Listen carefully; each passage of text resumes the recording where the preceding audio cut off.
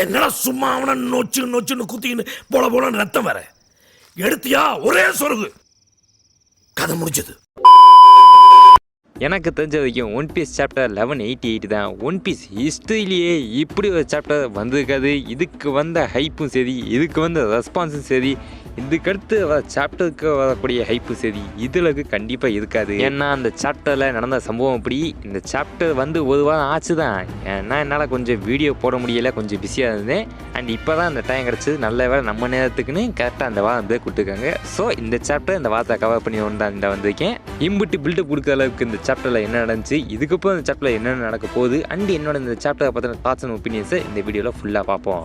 First இந்த சாப்டரோடைய colour ஸ்பெட்லேருந்தே போவோம். ஏன்னா இதை பார்த்ததுக்கப்புறம் நம்ம ஆளுங்க சும்மாவாக இருப்பாங்க, அவங்க இஷ்டத்துக்கு உருட்ட ஆரம்பிச்சுப்பாங்க. அப்படி ஒரு உருட்டை வந்து என்னால் இக்னோரே பண்ண முடியல. அது என்னன்னா கொஞ்சம் நல்லா பார்த்தீங்கன்னா இதுக்கு எல்லா டெவில் ஃபுட் யூசர்ஸுமே ஒரு பபுளில் உட்காந்துருப்பாங்க, மீதி எல்லாமே நீந்திட்டு இருப்பாங்க. நீந்தவங்க எல்லாமே நான் டெவில் ஃபுட் யூசர்ஸ். அப்படி இருக்க பட்சத்தில் எதுக்கு ஜோராவும் ஃப்ராங்கியும் பபுள் ஸ்கூலில் உட்காந்துருக்காங்க?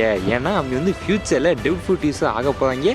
அதை வந்து ஓட நம்மளுக்கு ஃபோர்ஷாடோ பண்ணுறாது அப்படின்னு ஊற்றிருக்காங்க. உண்மையிலேயே என்னால் நம்பவே முடியல. இவங்கெல்லாம் எப்படித்தான் அப்படிலாம் யோசிக்கிறீங்கன்னு. ரைட்டு, நம்ம சாப்டருக்குள்ளே போவோம். இந்த சாப்டரோட ஆரம்பத்தில் வந்து நம்மளுக்கு ஈமோடைய பாயிண்ட் ஆஃப் வியூவில் வந்து ஒரு ஃப்ளாஷ்பேக் காட்டுறாங்க.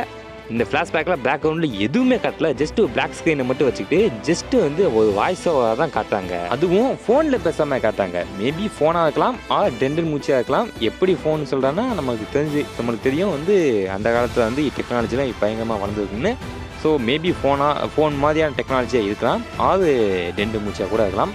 அதில் வந்து ஈமுவும் ஜாய் பாயும் பேசுகிற மாதிரி காமிக்காங்க. ப்ராபப்ளி இதுதான் ஈமுவும் ஜாய் பாயும் ஃபஸ்ட்டு மீட் பண்ணி இருக்கிற டைமாக இருந்திருக்கும். இதில் ஜாய் பாய் வந்து ஹலோ அப்படின்னு கத்திக்கிட்டீங்க. அதே எண்டில் தான் நம்ம ஈமு இருக்கா. ஈமு அந்த ஃபோனை அட்டன் பண்ணி பேசுகிற மாதிரி காட்டுறாங்க. ஈமு ஃபோன் அட்டன் பண்ணதுக்கு ஜாய் பாய் நீ யார் அங்கே பேசுறது அப்படின்னு கேட்டதுக்கு நான் வந்து ஈமு நீ யாது அப்படின்னு நம்ம ஈமு கேட்டதுக்கு நான் வந்து ஜாய் பாய் அப்படின்னு சொல்லும்போது ஜாய் பாயோட முகத்தை வந்து ஒரு 50% காட்டுறாங்க.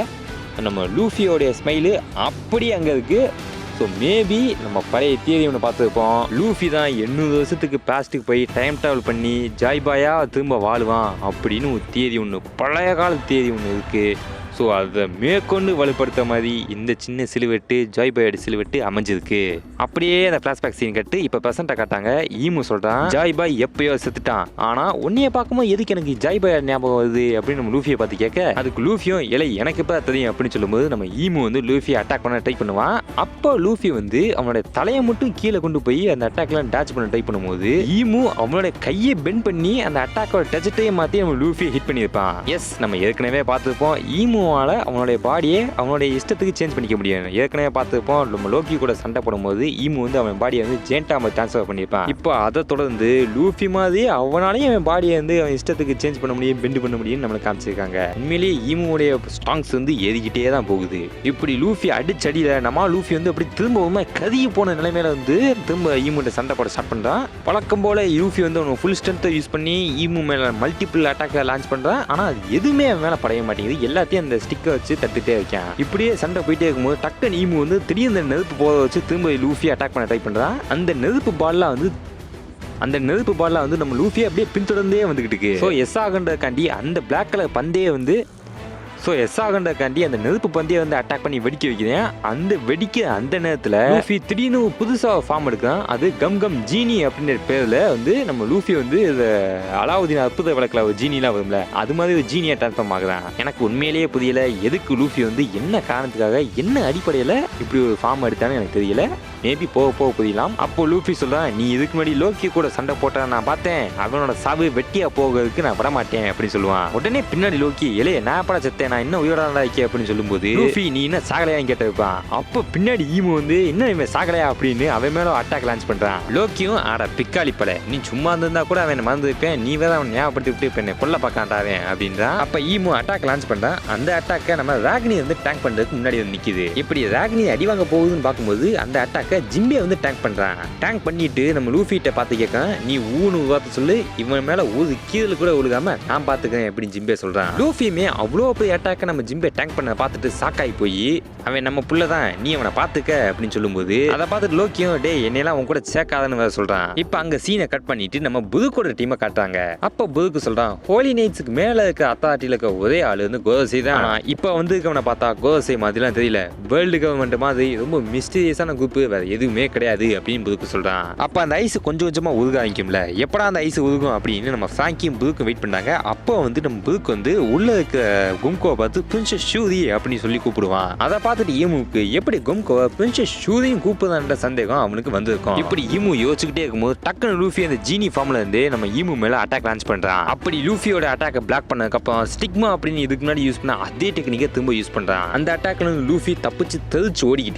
ஸோ இதை பார்த்துட்டு நம்ம ஈமு ஒரு முடிவு எடுத்துட்டேன், இது இப்படியே விடக்கூடாது, டக்குன்னு முடிச்சிடுவோம் அப்படின்னு. அவனுக்கு முதுகு பின்னாடி ஒரு பெரிய பிளாக் கலர் ரிங் இருக்கும்ல, அதுல அவனுடைய ஸ்டாஃபை உள்ள வச்சுட்டு ஒரு கத்தி எடுக்குதுயான். அந்த கத்தியை பார்த்தாலே பயங்கரமா இருக்கு. அதுக்கு செப்பரேட்டா உயிர் இருக்குன்ற மாதிரிலாம் எனக்கு தோணுது. அந்த கத்தியோட பேர் வாய்டு அப்படின்னு சொல்லிட்டு சொல்றான். அண்ட் நல்லா பார்த்தீங்கன்னா அந்த கத்தி பிளாக் பிளேடு கிடையாது. ஸோ மீல்ஹாக் ஃபேன்ஸ் எல்லாம் மேற்கொண்டு குசி ஆயிட்டாங்க.